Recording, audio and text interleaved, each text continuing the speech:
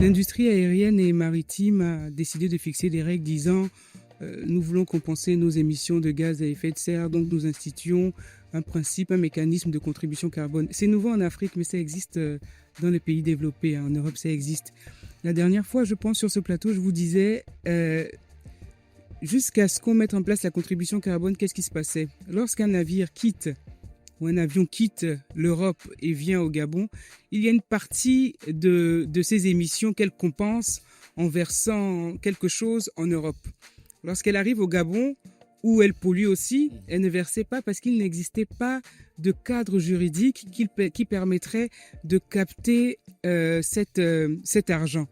La contribution carbone, avec la GADEV, on est juste venu mettre en place le cadre qui va nous permettre de capter ces 50% de pollution que ces opérateurs émettent. Ce n'est pas une taxe, parce que la taxe, il n'y a pas de contrepartie. Alors qu'avec la contribution carbone, il y a une contrepartie.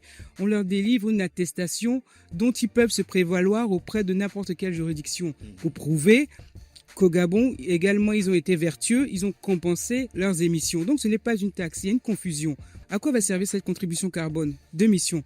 La première, c'est pour financer les projets liés à la valorisation de notre capital naturel et tous les programmes autour de la transition écologique. Et la deuxième, c'est pour respecter les engagements que nous, on a pris de réduire nos émissions dans notre pays.